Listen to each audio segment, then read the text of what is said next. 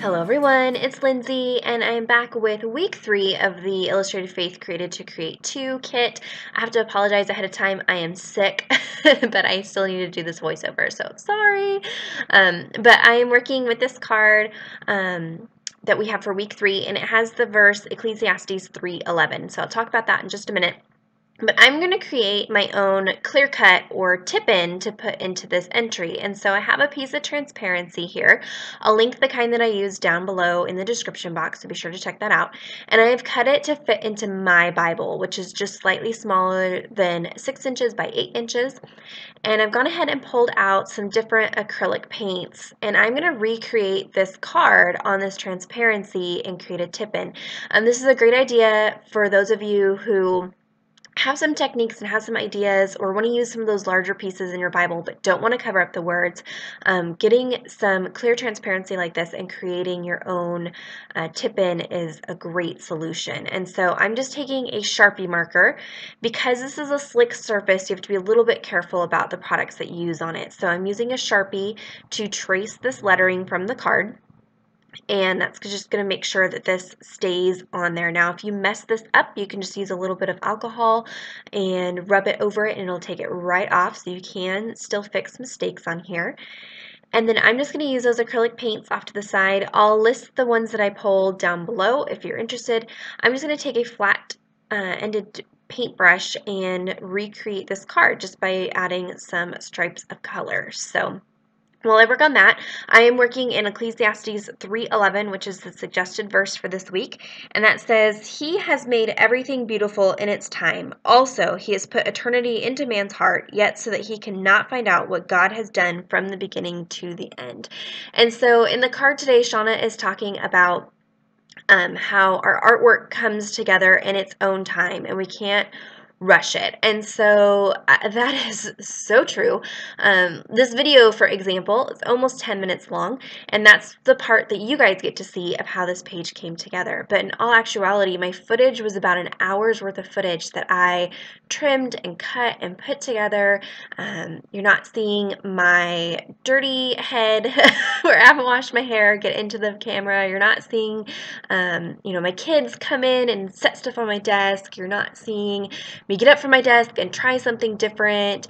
All that gets edited out, and then all you guys get to see is kind of a slimmed down version of how this page came together. And I think that's so true of what we see on Instagram or social media in everybody's lives, in every aspect of their lives, not just their artwork.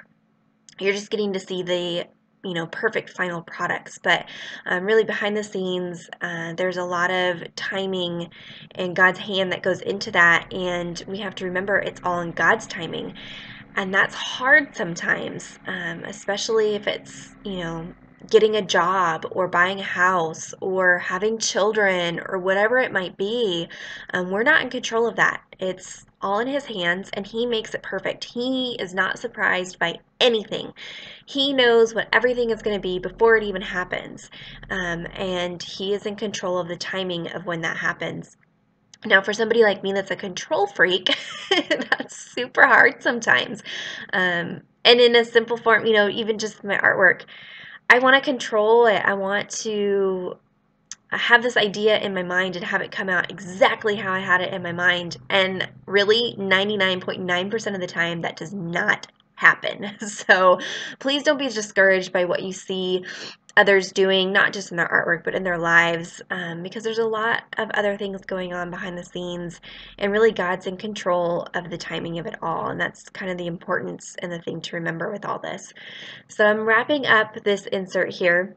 Added some ink splatters, and the transparency that I'm using is for laser printers, and because of that, it can withstand a little bit of heat, which I like. So I can hit this with my heat tool gently and it won't warp, and so that's one benefit to making your own transparencies or your own tip-ins like this.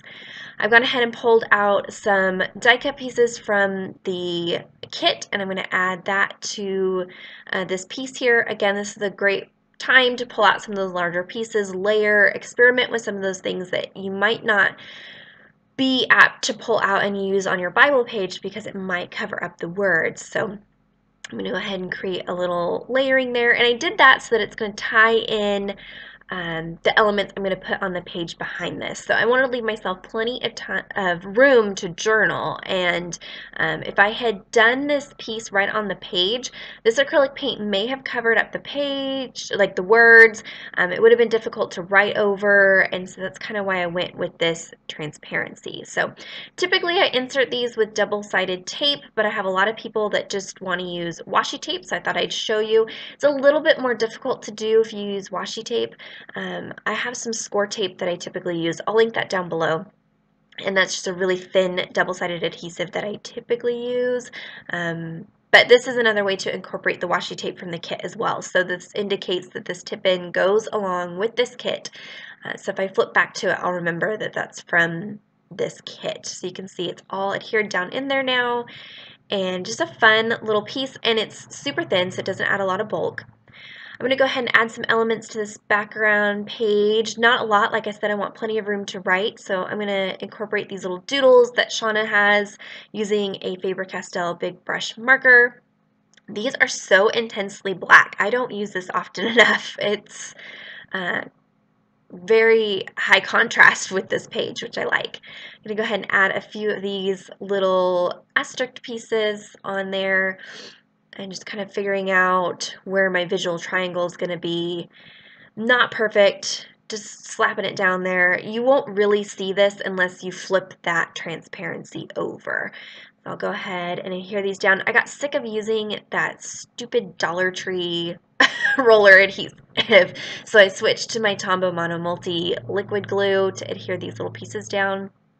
This is a great glue to use. It is sticky if it's dry, and so anything that seeps out from underneath those pieces will be sticky, so just use it sparingly.